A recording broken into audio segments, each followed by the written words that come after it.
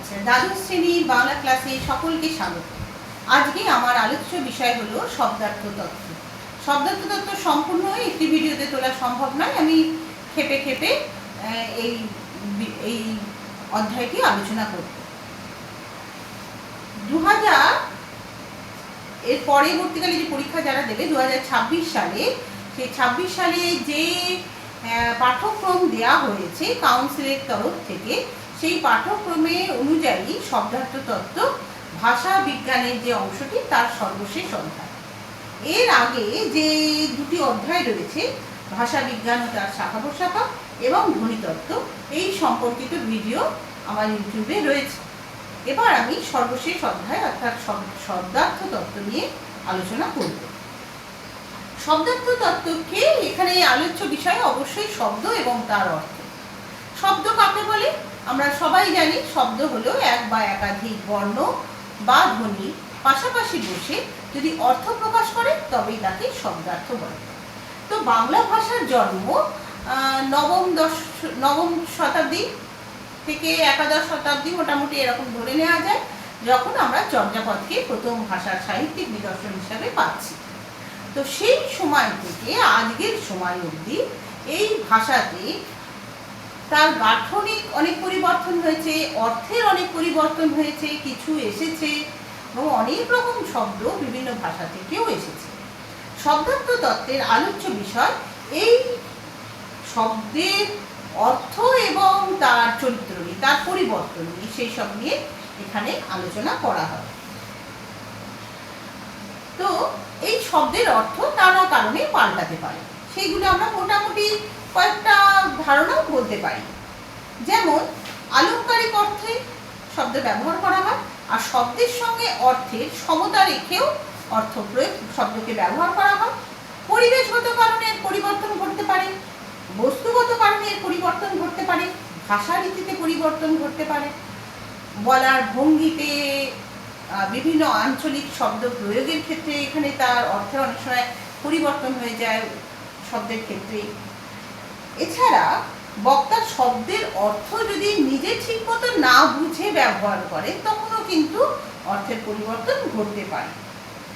আর শব্দের অর্থ অনেক সময় ভাবাবেগের উপরেও পরিবর্তন ঘটতে পারে। তো এই কারণগুলোতে মোটামুটি শব্দের পরিবর্তন হয়, আর বিভিন্ন পরিবেশে, পরিস্থিতিতে, সময়ের সঙ্গে শব্দের অর্থ পাল্টে যায়।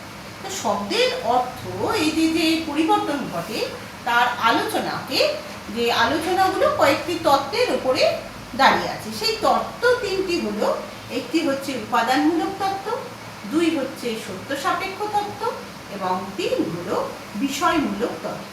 আমি এই তিনটি তত্ত্ব বোর্ডে লিখে ফেলছি।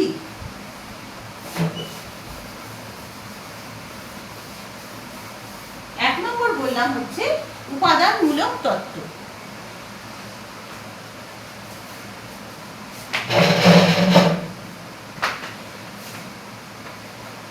উপাদানমূলক।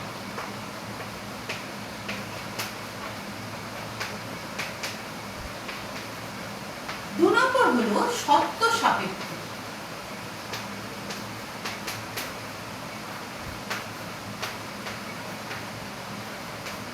এবং তিন নম্বর হলো বিষয়মূলক।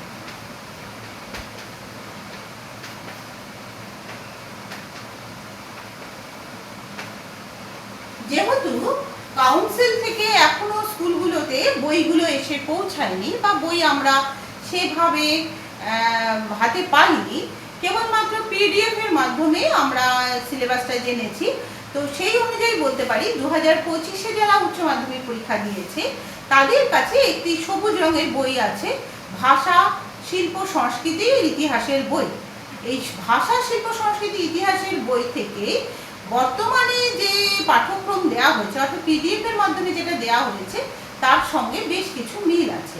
অর্থাৎ আমাদের বর্তমান পাঠ্যক্রমে যে ভাষা বিজ্ঞানের ক্ষেত্রে যে তিনটি অধ্যায় এবং শিল্প সংস্কৃতি ইতিহাসের ক্ষেত্রে যে তিনটি অধ্যায়, সেই তিনটি 6টি অধ্যায় নতুন পাঠ্যক্রমের সঙ্গে একদমই মিল আছে এবং শুধু সামনের দিকে একটু পাল্টানো আছে, আর মোটামুটি বিষয়টা সবই এক আছে। তাই যতক্ষণ আমরা হাতে বইটা প্র্যাকটিক্যালি পাচ্ছি ততক্ষণ আমরা প্রাক্তন বা পুরনো ছাত্রছাত্রীদের কাছ থেকে এটা সংগ্রহ করে নিয়ে পড়তে পারি। তো যাই হোক, আজকে আমরা যে শব্দার্থ তত্ত্ব পড়বো সেটাও সেই অনুযায়ী পাঠ্যক্রম বা সিলেবাস অনুযায়ী পড়ানো হবে। তো প্রথমে যেটা হচ্ছে উপাদানমূলক তত্ত্ব। উপাদান কি? উপাদান বলতে গেলে আমরা খুব সহজভাবে বলতে পারি, ছোট ক্লাসে আমরা যেগুলো পড়ে এসেছি। ধরো যাক, জল একটি পদার্থ, জড় পদার্থ, এর বিভিন্ন উপাদান আছে, হাইড্রোজেন আছে, অক্সিজেন আছে। তো এই যে জলকে বিশ্লেষণ করলে আমরা এই উপাদানগুলো পাই। এ থেকে বুঝতে পারি যে হাইড্রোজেন বা অক্সিজেনে জল তৈরির ক্ষেত্রে একটা বিশেষ ভূমিকা আছে অন্যান্য কাজ ছাড়া। তেমনি এই যে কোনো একটা শব্দকে দেখে আমরা মোটামুটি বুঝতে পারি তার কি উপাদানের ব্যবহারটা হয়। অর্থাৎ শব্দটা দেখে আমরা বুঝতে পারি যে শব্দটার বস্তুর কোনো অর্থ বোঝাচ্ছে, নাকি কোনো জড় পদার্থের অর্থ, নাকি জৈব পদার্থ, না উদ্ভিদ না প্রাণী, বা প্রাণীর মধ্যে এটা মানুষ নয় পশু নয় পাখি না সরীসৃপ, নাকি অন্য কিছু, অন্য কোনো জীব বৈচিত্র্যের কথা বলছে। তো সেইগুলো আমরা বুঝতে পারি। আবার মানুষ যদি বুঝি তাহলে মানুষ বা কোনো পশু পাখির ক্ষেত্রেও সেটি পুরুষ না নারী না শিশু, সেটাও বুঝতে পারি। তো সেই বিষয়গুলোতে উপাদানমূলক তত্ত্বে আলোচনা করা হয়। তোমাদের বইয়ে যে দুটি উদাহরণ দেওয়া আছে সেই দুটো উদাহরণ দিয়ে বলতে পারি। যেমন ধরো বৃষ, মোড়ক, এই দুটি শব্দ থেকে আমরা বুঝতে পারি এই শব্দ দুটি পুরুষবাচক অর্থে ব্যবহার করা হয়। বৃষ এবং মোড়ক, বৃষ মানে কি সাপ, এবং মোড়ক মানে আমরা জানি যে কক। তো সেই ক্ষেত্রে পুরুষবাচক শব্দ হচ্ছে বৃষ এবং মোড়ক। এবার যদি বৃষর জায়গায় যদি আমি বলি গাভী, তোমরা অমনি বলবে এটা ফেমিনাইন জেন্ডার, এটা স্ত্রীলিঙ্গবাচক শব্দ। বা যদি বলি যে মুরগি, তাহলেও সেটা হবে স্ত্রীলিঙ্গবাচক শব্দ। 3 নম্বরে আছে, ধরো আমি যদি বলি বাছুর, তাহলে তোমরা বলবে যে এটি উভয়লিঙ্গ শব্দ বা কমন জেন্ডার। বা বলতে পারি আমরা বাংলায় শিশু ধরনের কথা, বা মুরগি ছানা বলেও আমরা শিশু অর্থে বুঝতে পারি। তাহলে এই যে কোনো একটা শব্দ দেখে বোঝায় এটি পুরুষ বাচক বা নারী বাচক বা শিশু বাচক, বা এটি উদ্ভিদ না প্রাণী না পশু, সেটি হচ্ছে উপাদানমূলক তত্ত্ব আমাদেরকে সেই বিষয়ে অবহিত করে। মানে উপাদানমূলক তত্ত্বের ক্ষেত্রে আমরা এই বিষয় নিয়ে আলোচনা করি।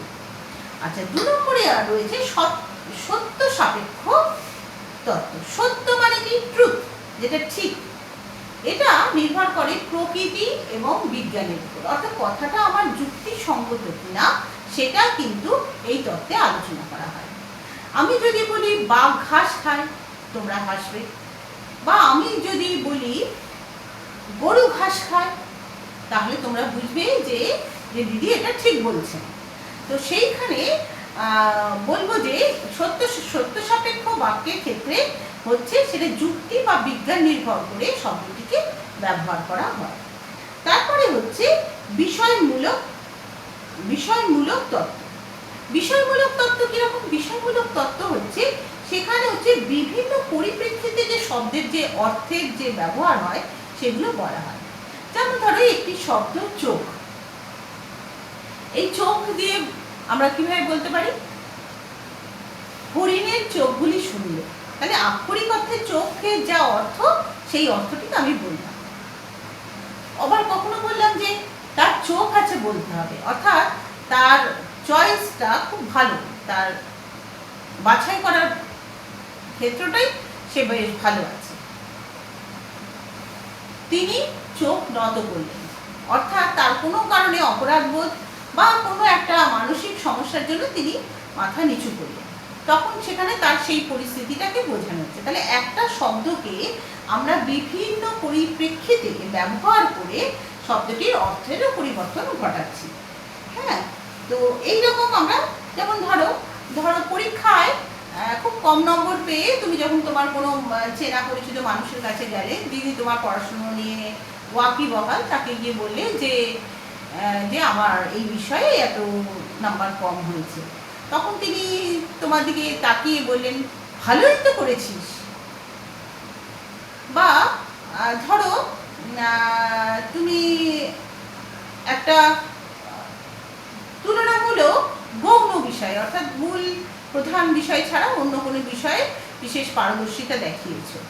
তো সেখানে তো কেউ বললেন যে বেশ, এবার তাহলে এটা নিয়েই থাকতে পারো তুমি, মানে আসল বিষয় থেকে তুমি ওই গৌণ বিষয়টা নিয়েই থাকতে পারো।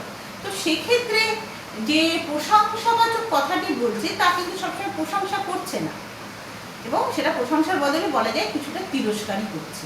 তাহলে সেখানেও আমরা শব্দটাকে ব্যবহার করছি তার বিষয়ভিত্তিক ব্যবহারে, বিষয়মূলক যে তত্ত্ব সেখানে আলোচনা করে বোঝা যাবে যে এটি শব্দটি যেটা আক্ষরিক অর্থ বলা হচ্ছে তা কিন্তু এখানে বলছে না, এখানে একটা অন্য কিছু বলছে।